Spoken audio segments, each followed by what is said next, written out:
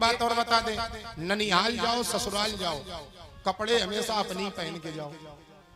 हाँ अच्छा, ससुराल भले ही चले जाओ मांग के पहन के, लेकिन ननिहाल तो बिल्कुल नहीं जाओ। जब अपने पहन के जाते हो तब तो मामा लोग कहते मांग के पहन के आए, और वास्तव में कहीं मांग के पहन गए तब तो बड़ी घनघोर बेइज्जती। जैसे एक बार एक व्यक्ति जा रहा था ससुराल, तो रास्ते में मिल गया मित्र, तो बोला कहाँ जा रहे हो? बोले ससुराल। अरे हमें नहीं बताया, हम भी चलते। तो कहा अभी क्या समस्या, चलो। बोले चले तो, लेकिन कपड़े नहीं पहने। तो कहा कपड़ों की क्या समस्या, कपड़े हमारे पहने। भैया यही उसने गलती कर दी, मित्र के कपड़े पहन के मित्र की ससुराल चला गया। अब ससुराल में जब पहली बार गया तो खूब स्वागत हुआ, सम्मान हुआ, जलपान हुआ, परिचय पूछा ये आपके साथ कौन है?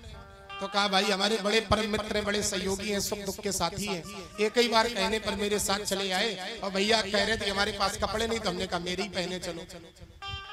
तो मित्र को बड़ा बुरा लगा कि बेइज्जती करने लाया मेरी। जैसे ही एकांत मिला तो मित्र से कहा भैया मैं तो जा रहा घर। तो बोला क्यों? बोले ये बताओ हमारी बेइज्जती करने लाए। अरे ये क्या कहने की जरूरत थी कि मेरे कपड़े पहने? अरे भैया मैं भी जानता हूँ तेरे ही कपड़े हैं, घर चल के ले लेना। अरे बोला भैया गलती हो गई, रुक जाओ, अब नहीं कहेंगे। मित्र रुक गया। अगले दिन एक दूसरे घर में परिवार में उसको बुलाया गया, दामाद था, बुलाया गया, मित्र भी साथ में गया, जलपान हुआ, परिचय पूछा ये कौन है आपके साथ?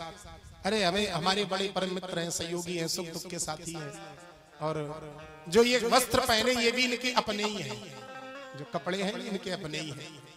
अब मित्र फिर नाराज। तो बोला भाई अब क्यों नाराज, जब तुमने तेरी कपड़े बता दिए? बोले तूने कपड़ों का नाम ही क्यों लिया? अरे दुनिया जानती जो पहने वही के कपड़े होंगे। अरे भैया गलती हो गई, अब नहीं कहेंगे। जैसे तैसे मित्र फिर रुक गया। शाम को एक दूसरे घर में गया, वहां भी जलपान हुआ, परिचय पूछा ये कौन है आपके साथ? हमारे बड़े परम मित्र हैं, बड़े सहयोगी हैं, सुख दुख के साथी हैं, और भैया बाकी सब बातें करना लेकिन कपड़ों की कोई बात ना करना। फिर कपड़े। तो ननिहाल जाओ ससुराल जाओ, जैसे अपने हो वैसे ही पहन के